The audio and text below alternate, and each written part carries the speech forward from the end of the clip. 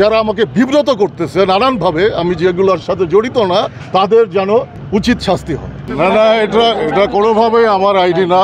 এটা সোকল fan page, আমার নাম এবং আমার ছবি ব্যবহার করে বেশ কিছুদিন ধরে বিভিন্ন রকম উস্কানিমূলক পোস্ট ওখান থেকে দেওয়া হচ্ছে, যেটার সাথে আমার কোনো সম্পর্ক নাই, কোনোভাবেই নাই। এবং এই জন্যে আমার বিব্রত হচ্ছে যারা আমাকে ভালো করে চেনে, যারা আমাকে আমার অ্যাক্টিভিটি সম্পর্কে, বিশেষ করে আমার লেখালেখি, আমার অ্যাক্টিং, আমার জীবনযাপনের ধরন সম্পর্কে যারা ডিটেলে জানে, তারা ছাড়া অধিকাংশই কনফিউজ হচ্ছে যে এটা আমার পেজ। আসলে আমার পেজ একটা পেজ,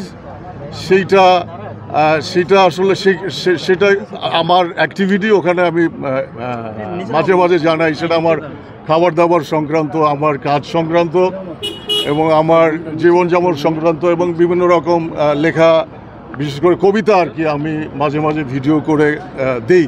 ওটাই আমার পেজ আর কি। আর এছাড়া অজস্র, আমি খেয়াল করে দেখছি যে একই ছবি ব্যবহার করে একাধিক ফ্যান পেজ, এই পেজ সেই পেজ, নানান রকম পেজ গজায় উঠে নানা রকম সরকার বিরোধী পোস্ট, তারপরে উস্কানিমূলক পোস্ট, এই সম্প্রতি যে আন্দোলন হয়ে গেল এটাকে ঘিরে নানান রকম উস্কানি এবং বিভিন্ন ইস্যুতে বিভিন্ন রকম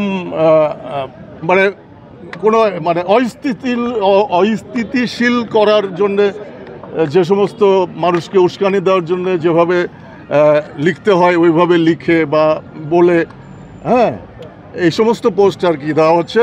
তো আমি আমার অ্যাভারেজে আমার যারা বলতেছে আমার দেশের বাইরে বাংলা ভাষাভাষী যারা আমার ফ্যান ফলোয়াররা আছেন, তারা এই সমস্ত পোস্টে কনফিউজ হবেন না, কারণ এখানে আইন আছে, আইনের লোকজন সতর্ক, তারা খোঁজখবর নিছে, তারা জানে যে কোনটা কার আইডি, কোনটা কার পেজ, তারা জানে।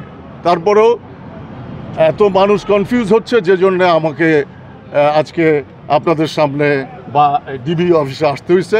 আমি আসছি, ডিবি অফিসে আসছি হারুন সাহেবের সাথে কথা বলতে, যে যারা এইসব করতেছে তাদের বিরুদ্ধে কিভাবে আইনি পদক্ষেপ নেওয়া যায় সে ব্যাপারে আমি কথা বলতে আসছি। এতদিন আসতে পারি নাই, কারণ এতদিন ছিল, নানা রকম শাটডাউন ছিল, তারপরে কারফিউ ছিল, নানা একটু অস্থিতিশীলতা ছিল এবং মুভ করা যাচ্ছিল না কোথাও, এই জন্য আসতে পারি নাই। এই জন্য আজকে স্বাভাবিক হয়েছে, এই জন্য আমি আজকে আসছি, ওনার সাথে কথা বললাম। যেগুলো যারা করতেছে, যারা আমাকে বিব্রত করতেছে নানানভাবে, আমি যেগুলোর সাথে জড়িত না, তাদের যেন উচিত শাস্তি হয়।